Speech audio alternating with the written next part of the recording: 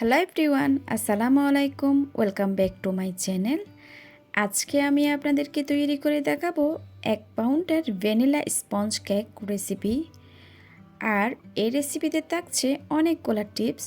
বরাবরের মতো এই ভিডিওতে ডিটেলস আকারে সব কিছু শেয়ার করেছি। এই কেকটা আপনারা চাইলে চুলায়ও বেক করতে পারবেন। চলুন তাহলে কথা না বাড়িয়ে রেসিপিটি দেখে নেওয়া যাক। আমি প্রথমে একটা শুকনা বাটিতে 2টা ডিমের সাদা অংশ নিয়ে নিয়েছি।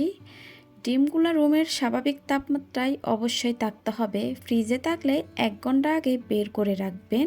ডিমের সাদা অংশটাকে আমি একটা ইলেকট্রিক বিটারের সাহায্যে 30 সেকেন্ড পর্যন্ত বিট করে নিচ্ছি।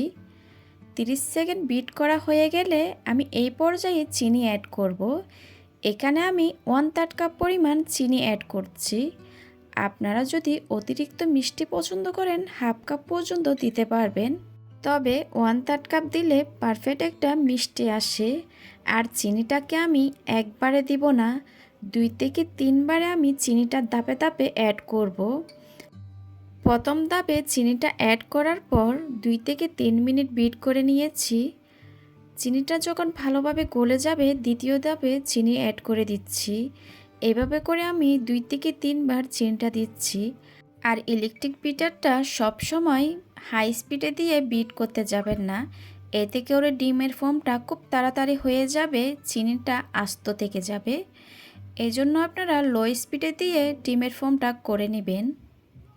সম্পূর্ণ চিনিটুকু দিয়ে এবার আমি 3 থেকে 4 মিনিট পর্যন্ত বিট করে নিব, যতক্ষণ পর্যন্ত চিনিটা গলে না যায়। ডিমের ফোমটা কিন্তু খুব ভালোভাবে করে নিতে হবে।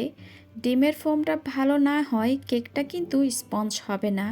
আর হ্যান্ড হুইক্সের দিয়ে যখন শুকনো উপকরণগুলো মেশাতে যাবেন তখন এই ডিমের ফোমটা বসে যাবে। এই জন্য ডিমের ফোমটা খুব ভালোভাবে করে নিতে হবে। ডিমের ফোমটা হয়ে গেছে, এবার কুসুম দুইটাকে আমি দিয়ে দিলাম। 1.5 টেবিল চামচ দিয়ে দিচ্ছি রান্নার তেল। তেল ব্যবহার না করলে কেকটা খেতে অনেক বেশি ড্রাই লাগে। 1/2 চা চামচ দিয়ে দিলাম ভ্যানিলা এসেন্স। আবারও আমি সব কিছুকে ভালো করে 10 থেকে 15 সেকেন্ডের জন্য বিট করে নিচ্ছি। তেল দেওয়ার পর বেশি বিট করা যাবে না, বেশি বিট করলে ডিমের ফোমটা নষ্ট হয়ে যাবে। সব কিছু ভালোভাবে মিশিয়ে নেওয়ার পর ইলেকট্রিক বিটারটা সরিয়ে নিচ্ছি। এবারে আমি শুকনো উপকরণগুলো দিয়ে দিব। এর জন্য একটা ছাঁকনি নিয়ে নিয়েছি, এর মধ্যে দিয়ে দিচ্ছি 1/2 কাপ পরিমাণ ময়দা, 1 টেবিল চামচ গুঁড়া দুধ দিয়ে দিচ্ছি। ভ্যানিলা কেকে গুঁড়া দুধ ব্যবহার করলে খেতে কিন্তু আরও বেশি ভালো লাগে। আরও দিয়ে দিলাম 1 টেবিল চামচ কর্নফ্লাওয়ার, 1 চা চামচ দিয়ে দিলাম বেকিং পাউডার, 1 চিমটি পরিমাণ লবণ দিয়ে দিয়েছি। এবার সম্পূর্ণ শুকনো উপকরণগুলো ছেলে নিয়েছি। আপনারা অবশ্যই যারা নতুন কাজ করছেন তারা এই শুকনো উপকরণগুলো 2 বারে ছেলে দিবেন। শুকনো উপকরণগুলো একটা ইলেকট্রিক বিটারে কাটার সাহায্যে আমি মিশিয়ে নিচ্ছি। আপনারা চাইলে এই কাজটা একটা হ্যান্ড হুইক্সের সাহায্যে মিশাতে পারেন। শুকনো উপকরণটা খুব ভালোভাবে মিশিয়ে নেওয়া হয়েছে। এবার বিটারের কাঁটাটা সরিয়ে নিচ্ছি। আবারও একটা স্প্যাচুলার সাহায্যে একটু ভালো করে মিশিয়ে নিচ্ছি। ব্যাটারের ঘনত্ব কীরকম হবে আপনারা অবশ্যই স্ক্রিনে দেখে বুঝতে পারছেন। আপনারা বোঝার সুবিধার্থে আমি আপনাদেরকে দেখিয়ে দিচ্ছি ব্যাটারের ঘনত্ব কীরকম হবে। 7 ইঞ্চি একটা মোল্ড নিয়ে নিলাম। এবার মোল্ডে আমি কোনো তেল ব্রাশ করি নাই, একটা লিকালিকির কাগজ পচিয়ে দিয়েছি। সম্পূর্ণ ব্যাটারটা মোল্ডে ঢেলে নিব।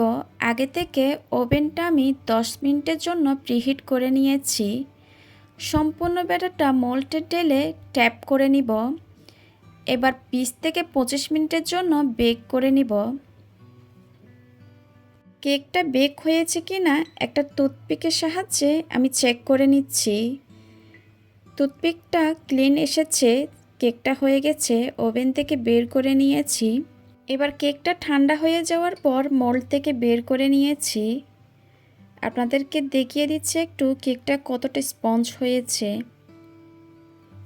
দেখতেই পাচ্ছেন কেকটা কতটা স্পঞ্জ হয়েছে আর একটুও চুপসে যায় নাই। আশা করছি আমার আজকের এই রেসিপিটা আপনাদের ভালো লেগেছে। ভালো লাগলে আমার চ্যানেলটা সাবস্ক্রাইব করার অনুরোধ রইল। আপনাদের কোনো প্রশ্ন থাকলে কমেন্ট সেকশনে গিয়ে কমেন্ট করবেন। আজকের ভিডিও দেখার জন্য সবাইকে অনেক ধন্যবাদ।